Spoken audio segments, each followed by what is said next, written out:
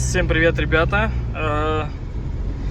Сегодня, в общем, обратил на такую ситуацию, что у меня справа стук появился. Вроде как по подвеске все должно быть в порядке, но есть какой-то стук, и может показаться, что чему-то в подвеске хана. Я сейчас постараюсь записать этот звук. Вот, я его сейчас вставлю, этот звук, и я скажу, что это. Я уже выяснил, в чем проблема, хотя по звуку как будто какой-то палец, там шарнир или наконечник, как будто вот что-то вот разбито, вот такой звук. Сейчас я вам запишу его.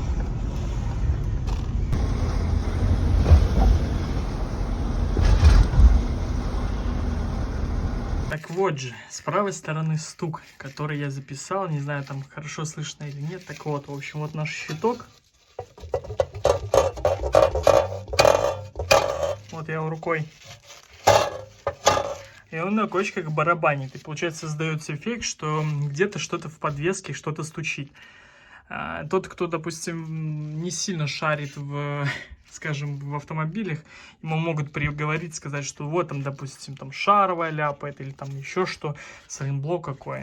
Как бы для примера, вот здесь щиток стоит, и вот как бы вот он, то есть он прикручен, это вот сейчас я его об диск просто стучу.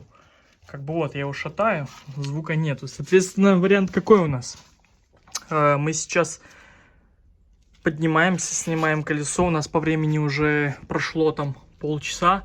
Машина сейчас уже заснула, поэтому мы сейчас будем, получается, снимать скобу и попробовать прикрутить щиток, потому что дальше вот эта вот история, получается, там вот есть посадка. Она разобьется, и получается, диск вообще вот так вот, щиток будет ходить, потом гулять, еще больше стучать будет. Поэтому мы сейчас это все разберем и, собственно говоря, устраним. Вот получается, вот здесь вот она на одном болтике болтается, вот она. Мы этот болтик сейчас открутим, туда поставим шайбочку и соберем, потому что, ну, чтобы не барабанило. Вот, получается, все прикручено. Шайбочку поставил, сейчас все собираю обратно. И на этом все. То есть, как бы, вот причина стука. То, что барабанило, и устранено. Вот, надеюсь, вам понравилось. Ребят, если кому-то видос понравился, ставьте лайк, подписывайтесь. Ну, у меня на этом все. Всем пока.